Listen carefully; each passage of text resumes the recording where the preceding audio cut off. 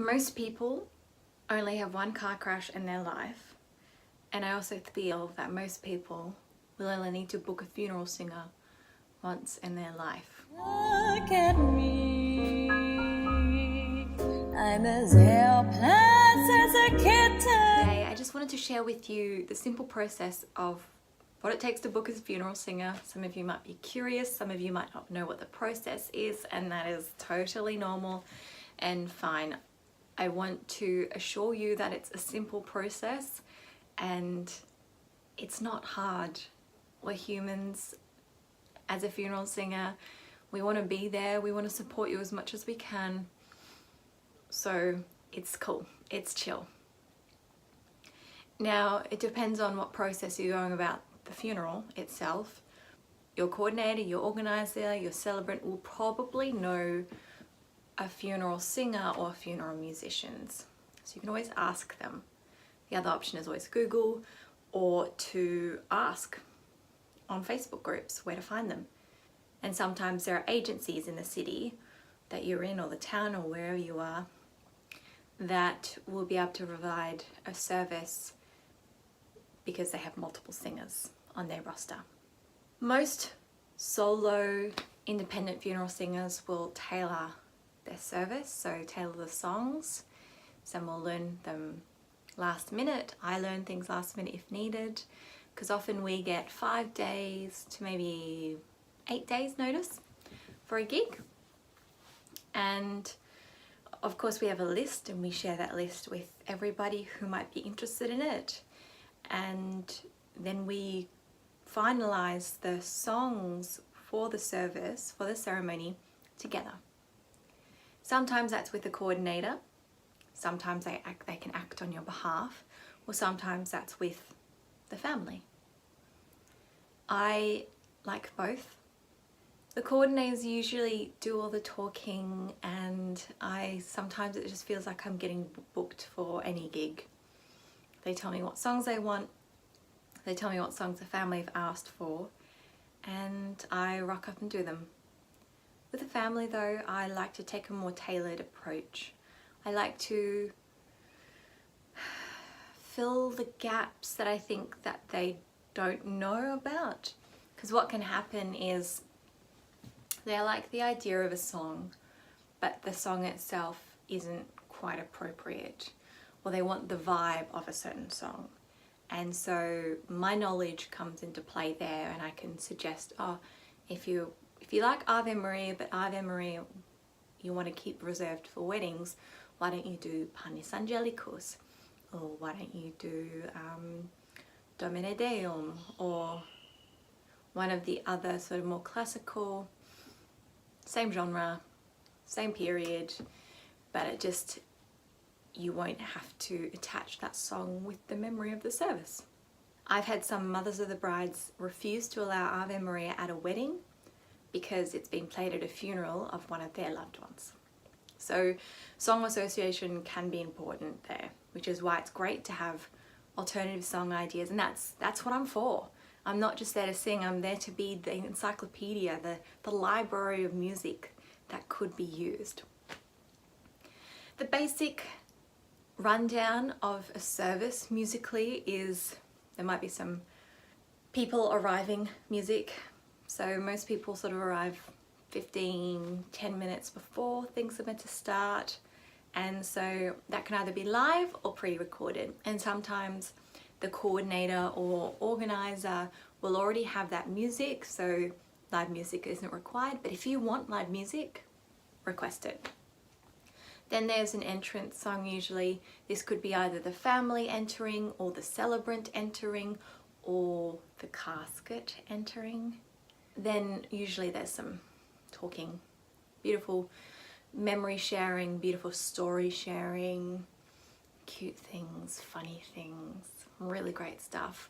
I encourage people when they're pre-planning, so when it hasn't just happened, when a death hasn't just happened, think about, do you want a song after a eulogy? Do you want a song and a poem?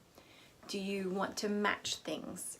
I think songs allow people time to reflect on what's just being said. even if it's poetry. And it can be quite beautiful, and it can help people grieve and move that grief and process that grief if things are just a little bit separated with songs. So I really ask that you think about that. I think it's really beautiful touch. But also if you or a close friend or close family member are going to do the eulogy, maybe they have a song that they associate with a person that's being celebrated. And wouldn't that be lovely? To not just get to speak about them, but then to have the song that they feel represents them being played or sung live or performed live by a band. I love this stuff. So then after the poems and the eulogies and hopefully some songs, there can often be a reflective moment. There's the photo slide if there's one, there can be live music with that or pre-recorded, and then there can be a reflection. So that's often done by inviting people to place a little flower, a wreath, a branch, something on the casket, on the coffin, and having a moment to say goodbye. And live music is always beautiful during that. I find that I get the most energy during reflections in which people do an action and then have a moment to think and to just thank them, love them, reflect, show their love, show their gratitude, whatever it is that they need.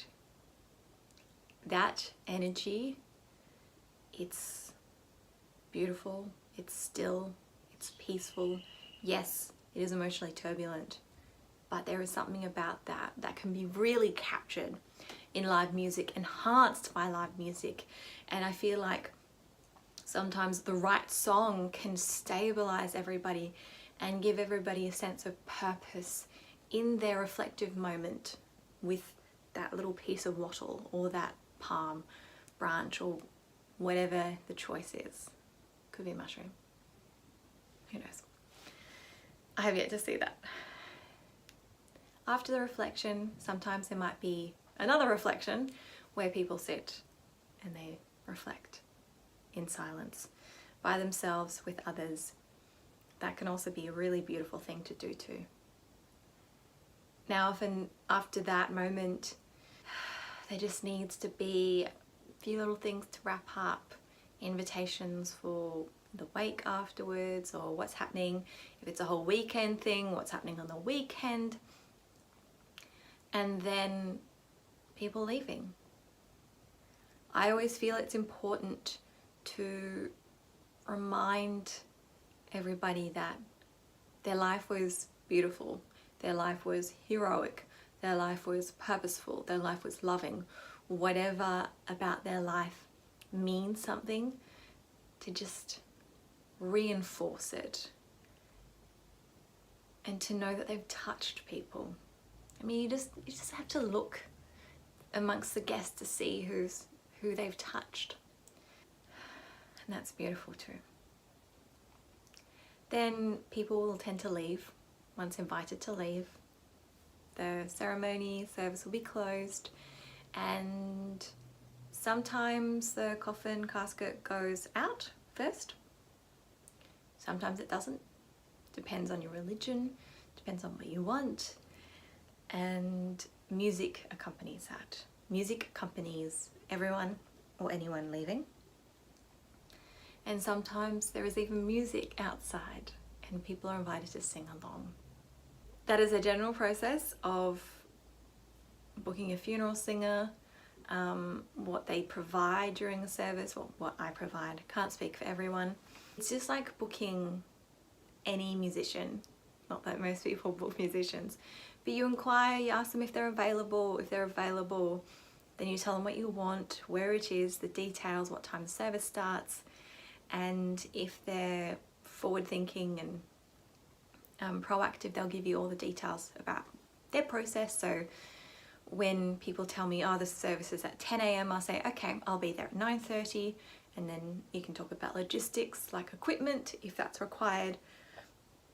If the family also want an organist or a violinist or a cellist or another instrument, do I know somebody who can do that? And if not, how do I recommend they go about that? The conversation is just a conversation. When you're booking things to finalize a funeral, it's a lot of pressure, which is why I have such respect for people who pre-choose before they go. The last funeral I sang at, he chose his own songs, and that was really easy to book me because there was a list. I didn't have to do anything, and it meant that the family didn't have to think about those sorts of things.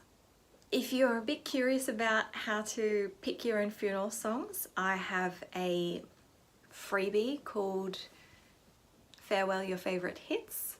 I have a mini version of that. That actually is a questionnaire. It's about, I think it's about 10-12 pages long, but the mini version is just a couple of pages, and it just gives you some ideas of what songs you might want to pick, and it just helps open your mind about what songs could be appropriate to represent you.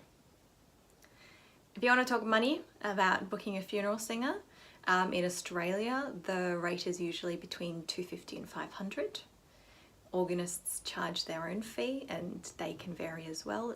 Within-ish that price range, sometimes they're $200. Really depends where they are in their performance journey and in their funeral music journey too. What tends to happen is musicians will balance funeral music with church services on weekend and with evening concerts and teaching in the evening. So a daytime funeral, which is the norm, fits really well into the schedule, and you probably shouldn't have too much trouble booking them unless they have other daytime commitments.